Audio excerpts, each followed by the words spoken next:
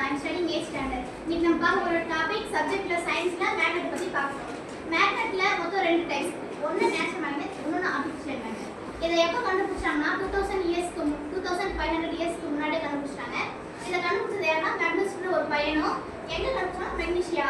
அதனால அதுக்கு மேக்னெட்னு பேர் வச்சாங்க. இந்த நேச்சுரல் மேக்னெட்ஸ்க்கு வந்து ஒரு ஷேப் இருக்குது. அது வந்து நம்ம டெசர்ட் சைடுல பார்க்கலாம்.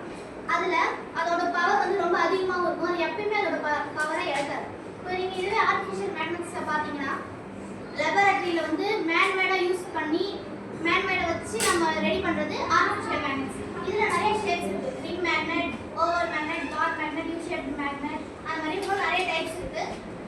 இது வந்து நம்ம எதுக்கு ஏதாவது ஏஷியன் டைம்ல நீங்க பார்க்க போனீங்கன்னா டைரக்ஷன் பார்க்கறதுக்கு யூஸ் பண்ணுவாங்க.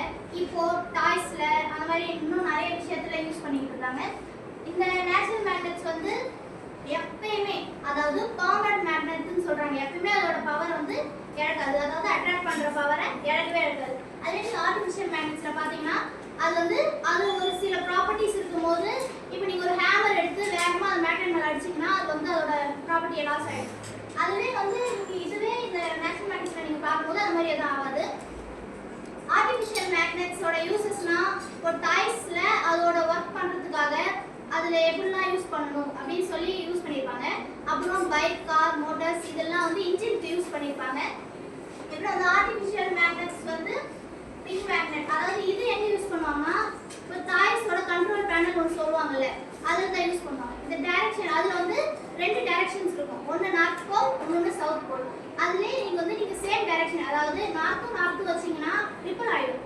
அதுவே நீங்கள் வந்து நார்த்து சவுத்துன்னு வச்சிங்கன்னா அது அட்ராக்ட். இதுக்கு அந்த எக்ஸாம்பிளுக்கு கீழே வந்து நமக்கு எக்ஸ்பிளைன் பண்ணுவோம்.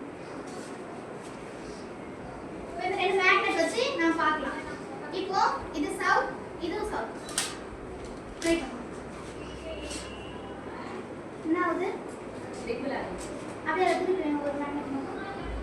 இப்போ நான் வந்து அட்ராக்ட் ஆயிட்டேன். இதுதான் வந்து இதோட ப்ராப்பர்ட்டிஸ். தேங்க்யூ. இது மாதிரி தான் இதோட ப்ராப்பர்ட்டிஸ் இருக்கும்.